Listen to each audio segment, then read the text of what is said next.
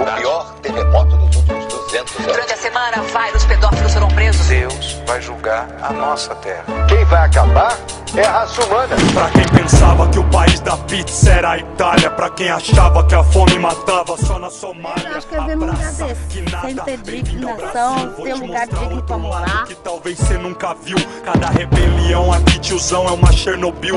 E a eleição devia ser todo 1º de abril. Da Casa Branca ao inferno só muda a cor do terno. De Porto Alegre ao Acre, a pobreza só muda o sotaque e miséria. Não tem fuso horário nem idioma. É a mesma no mundo todo desde o Império de Roma.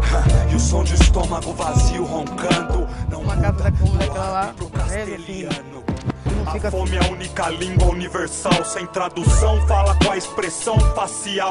Talvez só vão dar atenção pra tudo isso aqui quando a quebrada tremer e cair que nem o Haiti. Olha como o mundo tá. Onde Chega, você é discriminado. Mas não ter o serviço fechado, não ter uma casa boa pra você morar. Olha como o mundo tá. Onde o ser humano vai parar. É melhor se preparar. Essa bomba ainda vai estourar. Alemão matou judeu, judeu mata palestino. Sangue no Iraque vira petróleo nos Estados Unidos. Pode ser buscada primeiro na não resolução da questão agrária, ou seja, você resolve muito mal a questão agrária no Brasil, entendeu? Uma grande parcela da população brasileira não encontra condições objetivas de tirar o seu sustento, né, no meio rural, em parte porque você não faz uma reforma agrária, certo? E também, por outro lado, inserido junto a isso, né, um crescimento muito forte do meio urbano, né, de uma forma muito, eu diria, apressada, sem planejamento, entendeu? Criando esses bolsões laterais das grandes cidades, até das pequenas cidades, de miséria e pobreza, que tem a ver, em parte, com a questão agrária mal resolvida. Conectadamente a isso, um mercado de trabalho que não conseguiu, né, oferecer postos de trabalho adequados para a população brasileira.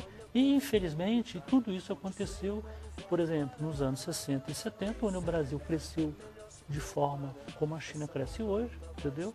E essa população, infelizmente, não conseguiu fazer parte, não conseguiu tirar proveito desse grande movimento, certo? Ou porque não tinha uma escolaridade necessária, também porque grande parte dessa população não teve acesso à educação, certo? E não foi oferecido a ela condições de trabalho adequadas, com um salário adequado, com remuneração adequada. Com isso, historicamente, essa população foi ficando à margem do processo de crescimento, à margem do processo de desenvolvimento brasileiro, né? Voltamos a ter atualmente políticas concretas voltadas para a questão urbana brasileira, para a questão da habitação brasileira. Nós passamos um período muito longo, né, onde a ação do Estado foi muito frágil, né, nesse quesito. Ou seja, uma urbanização de forma caótica, entendeu? Sem planejamento, sem uma ação objetiva do Estado, e com isso reproduzimos a pobreza que já vinha, né, em má condição do meio.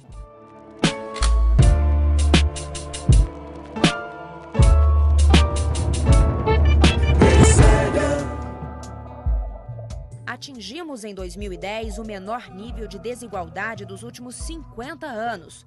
Na última década, a renda dos 50% mais pobres deu um salto, cresceu 68%. Já a dos mais ricos não cresceu tanto, apenas 10%. Os ganhos maiores de renda foram entre os grupos tradicionalmente excluídos.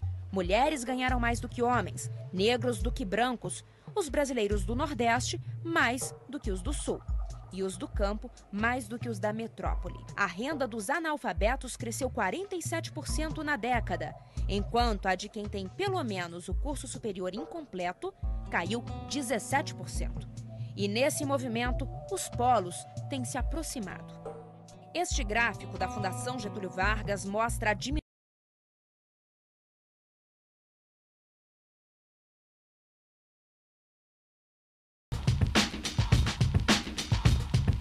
As pessoas elas costumam se referir ao centro e às regiões onde tem mais movimentação como se não fizesse parte da cidade, como se o bairro fosse uma espécie de interior dentro da cidade. Uma das lutas que a gente teve quando a gente teve a ideia de fazer o laboratório era que ele funcionasse mais perto do bairro do que do centro, sabe? A gente está no meio termo ainda, a intenção é investir mais coisa para lá. E a gente gera emprego nas regiões das quais a gente é oriundo, sabe? Então a gente tem um moleque que vem dali para fazer nossa divulgação, tá ligado? A gente trabalha com um grupo de costureira lá na freguesia do Ó, umas passadeiras do fundão da Casa Verde lá, sabe? Acho que a gente precisa começar a fazer nosso dinheiro circular para cá, mano, porque a gente tá inchando a cidade lá e aqui a única coisa que a gente vê é só miséria, violência, a gente tá ficando cada vez mais espremido com isso e cada vez mais a gente tá sendo considerado uma parte que é a parte da cidade, sabe? E eu acredito que o futuro de São Paulo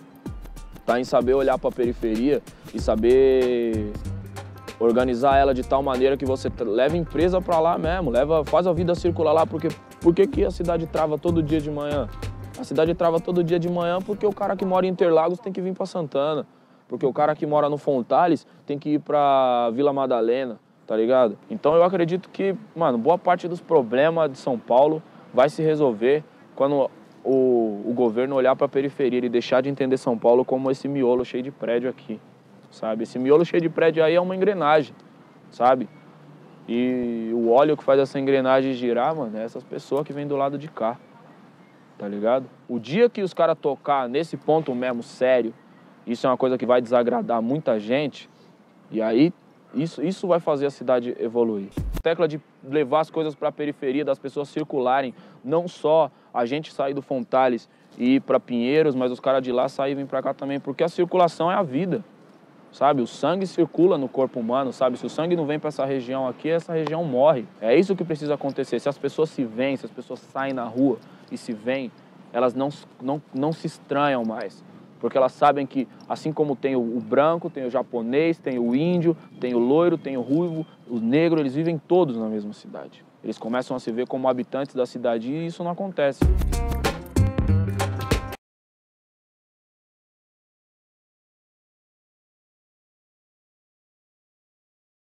Em 2014. Somos um povo otimista. Ao mesmo tempo, reflete também um cenário de conquistas, principalmente para a classe mais pobre da população. Então, tem um dado cultural, tem um dado real e tem um dado subjetivo. Quer dizer, o espírito brasileiro é um povo de espírito jovem, de espírito de nova classe média, que acha que vai subir na vida. Então, a responsabilidade dos governos e da sociedade para que esse sonho brasileiro seja realizado é bastante grande.